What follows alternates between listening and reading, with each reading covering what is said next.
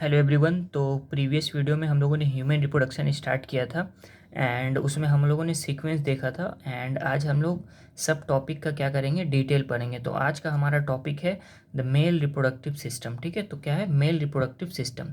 सो अगर इसकी हम लोग बात करें तो मेल रिप्रोडक्टिव सिस्टम क्या होता है, ये लोकेटेड होता है कहाँ, पेल्विक रीजन में। Okay, so it is located in the pelvic region. It includes, male reproductive system में क्या क्या आता है, a pair of testis. One pair क्या होता है, टेस्टिस होता है। और क्या होता है, मेल एक्सेसरी डक्ट। क्या होता है, male accessory duct. Male accessory duct के अंदर क्या क्या आता है, फर्स्ट तो आता है आपका रेटी टेस्टिस, फिर वासा इफ्रेंशिया, फिर एपिडिडाइमिस एंड वास डिफरेंस। तो ये किसके अंदर आता है, मेल एक्सेसरी डक्ट्स के अंदर। तो ये सब सीक्वेंस में याद होना चाहिए। ठीक है, रेटी testis, Vasa इफ्रेंशिया, epididymis and vas deferens. ठीक है, इससे डायरेक्टली सवाल आ सकता है कि एक्सेसरी डक्ट्स के नाम बताने के लिए कि एक्सेसरी डक्ट्स का नाम क्या क्या है। ठीक है, तो ये हमारा हो गया। उसके बाद जो हमारा आता है वो आता है एक्सेसरी ग्लैंड। उसके बाद है हमारा एक्सेसरी ग्लैंड्स। तो एक्सेसरी ग्लैंड्स के अंदर क्या क्या है, एक्सेसरी ग्लैंड्स में आपका फर्स्ट है सेमिनल वेसाइकल, फिर है प्रोस्टेट ग्लैंड, उसके बाद है बल्बो यूरेथ्रल ग्लैंड। ठीक है, तो ये एक्सेसरी ग्लैंड्स है, seminal vesicle, prostate and bulbo urethral. उसके बाद आता है एक्सटर्नल जेनेटिलिया। एक्सटर्नल जेनेटिलिया में दो आता है, क्या आता है, एक पेनिस एंड एक एक स्क्रोटम। ठीक है, उसके बाद हम लोग डायग्राम भी देख लेते हैं कि इसका डायग्राम कैसा होता है।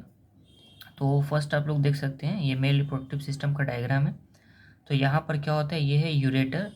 ओके, एंड ये क्या है, यूरिनरी ब्लैडर है। और ये हमारा वास डिफरेंस है, ये सेमिनल वेसाइकल है, एंड ये हमारा इजैकुलेटरी डक्ट है, और ये इपिडिडाइमिस है, और ये क्या है, स्क्रोटम है, ये टेस्टिस है, एंड ये यूरेथ्रा है, और ये पेनिस के अंदर ये टिश्यू है, ये फोर स्किन है जिसको प्रोप्यूस भी बोलते हैं, और ये प्रोस्टेट ग्लैंड है, एंड ये क्या है, छोटा सा, ये बल्बो यूरेथ्रल ग्लैंड है। Okay, then move to the next part. अब लोग पढ़ते हैं स्क्रोटम के बारे में।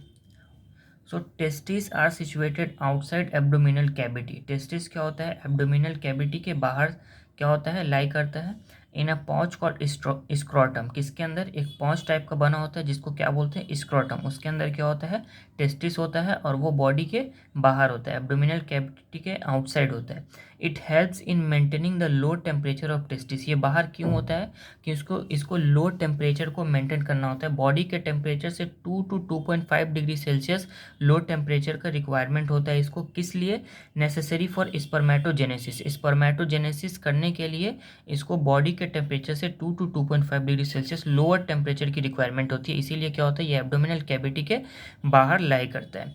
Okay, then come to the next topic, that is testis.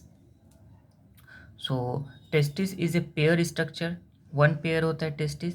In adult each testis is oval shape. Adult के अंदर इच टेस्टिस क्या होता है, ओवल शेप का होता है। लेंथ की बात करें तो लेंथ क्या होता है टेस्टिस का, 4 to 5 सेंटीमीटर लेंथ होता है, और विथ कितना होता है, 2 to 3 सेंटीमीटर।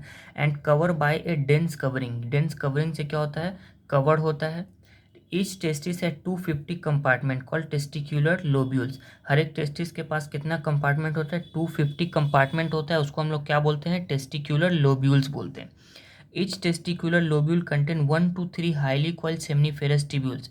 सो हर एक टेस्टिक्यूलर लोब्यूल के पास वन या थ्री तक क्या होता है, हाईली कॉइल्ड एक स्ट्रक्चर होता है जिसको हम लोग क्या बोलते हैं, सेमनीफेरस ट्यूब्यूल्स बोलते हैं। Sperms are produce in seminiferous tubules. Sperm कहाँ प्रोड्यूस होता है, सेमनीफेरस ट्यूब्यूल में प्रोड्यूस होता है।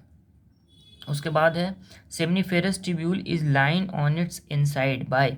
तो सेमनीफेरस ट्यूब्यूल क्या होता है, किस किस से लाइन होता है, मेल जर्म सेल से और सर्टोली सेल से। ठीक है, मेन जर्म सेल और सर्टोली सेल्स।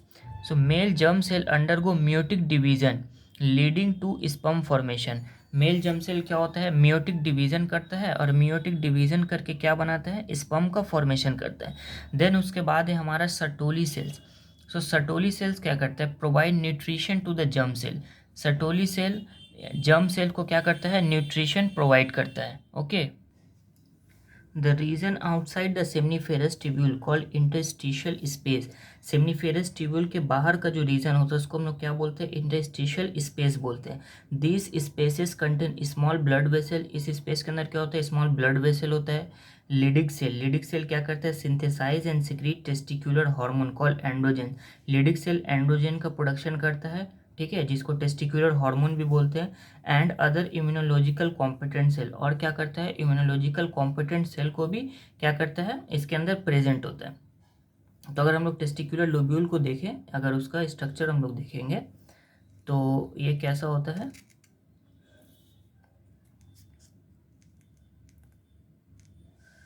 ये हमारा होता है टेस्टिकुलर लोब्यूल का स्ट्रक्चर, ठीक है। और यहाँ सेमनीफेरस ट्यूब्यूल का स्ट्रक्चर दिया है। तो इसके अंदर क्या होता है, ब्लड वेसल्स होता है, ठीक है। इम्यूनो कॉम्पिटेंट सेल प्रेजेंट है, यहाँ क्या है, सर्टोली सेल्स है, ये है लिडिक सेल्स, एंड ये क्या है, ये ल्यूमेन है, ठीक है। एंड ये क्या है, मेल जर्म सेल है, ये मेल जर्म सेल है। ये किसका स्ट्रक्चर है, टेस्टिकुलर लोब्यूल का। उसके बाद देखते हैं सेमनीफेरस ट्यूब्यूल का। तो सेमनीफेरस ट्यूब्यूल में ये हमारा सर्टोली सेल्स है, और ये क्या है, स्पर्मेटोगोनिया, एंड ये है मेल जर्म सेल, और ये क्या है, ल्यूमेन है,